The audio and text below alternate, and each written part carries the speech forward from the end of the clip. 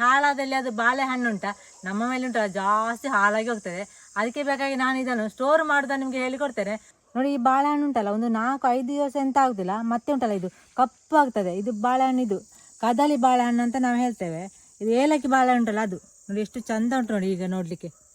ಮತ್ತೆ 4-5 ದಿನ ಆದಮೇಲೆ ಇಲ್ಲಿ ಕಪ್ಪು ಆಗ್ತದೆ, ಮತ್ತೆ ತಿನ್ಲಿಕ್ಕೆ ಆಗ್ತದೆ ಅದು, ಆದರೂ ಕೂಡ ಅಷ್ಟು ಟೇಸ್ಟ್ ಇರೋದಿಲ್ಲ.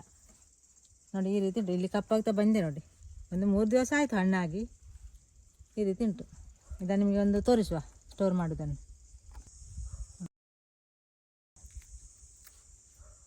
2 ಬಾಳೆಹಣ್ಣು ಅಂತ ತಗೊಂಡಿದ್ದೇನೆ, ಹಾಳಾಗಿದೆ ನೋಡಿ. ಇದು ಹಾಳಾಗಿ ಅದೇ ಬಿದ್ದದ್ದು. ಇದು ಚೆಂದ ಉಂಟು. ಇದನ್ನು ಉಂಟಲ್ಲ ನಿಮಗೆ ಈ ಸಿಪ್ಪೆ ತೆಗೆದು ಕೂಡ ತುಂಡು ಮಾಡ್ಬೋದು. ಸಿಪ್ಪೆ ತೆಗೆದು ತುಂಡು ಮಾಡಿದರೆ ಅದು ಕೈಗೆ ಬರ್ತದೆ ಕಚ್ಚಿಗೆ. ಅದಕ್ಕೆ ಹೀಗೆ ತುಂಡು ಮಾಡಬೇಕು. ಈ ರೀತಿ ಇಟ್ಕೊಂಡು ಸಪೂರಾಗಿ ನಿಮಗೆ ಸಿಪ್ಪೆ ತೆಗೆದು ಕೂಡ ತುಂಡು ಮಾಡ್ಬೋದು. ಸಿಪ್ಪೆ ತೆಗೆದೇ ಉಂಟಲ್ಲ ನಮಗೆ ಮಾಡುವಾಗ ಜಾರ್ತದೆ, ಅದಕ್ಕೆ ಬೇಕಾದ್ರೆ ನಾನು ಹೀಗೆ ಮಾಡೋದು. ಈ ಸಿಪ್ಪೆ ಇದ್ದೇ ತುಂಡು ಮಾಡೋದು ಈ ರೀತಿ. ಮತ್ತೆ ಸಿಪ್ಪೆ ತೆಗೆಯೋದು ಈ ರೀತಿ ತೆಳುವು ಮಾಡಿ ತುಂಡು ಮಾಡಬೇಕು. ಮತ್ತೆ ಸಿಪ್ಪೆ ತೆಗಿಲಿಕ್ಕೆ ಆಗ್ತದೆ, ಸುಲಭ ಆಗ್ತದೆ.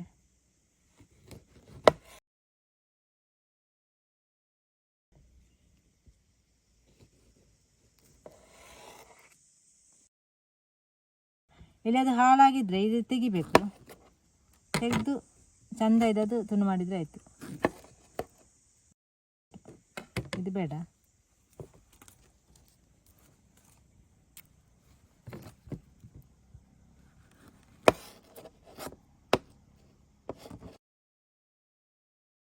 ಇದು 6 ತಿಂಗಳವರೆಗೆ ಹಾಳಾಗುವುದಿಲ್ಲ, ಸ್ಟೋರ್ ಮಾಡಿ ಇಡ್ಬೋದು.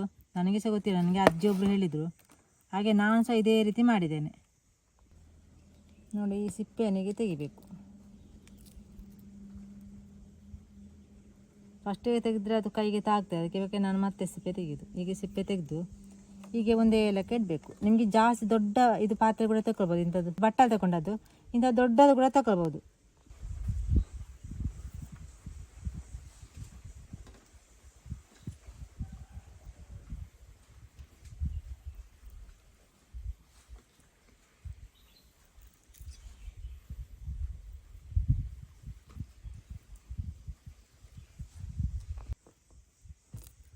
ನೋಡಿ, ಈ ರೀತಿ ಲೈನಾಗಿ ಇಡಬೇಕು. ನೋಡಿ ಹೀಗೆ ಇಟ್ಕೊಂಡು ಹೋಗಬೇಕು. ದೊಡ್ಡ ಪಾತ್ರೆ ನಿಮಗೆ ಜಾಸ್ತಿ ಇಡಲಿಕ್ಕೆ ಆಗ್ತದೆ.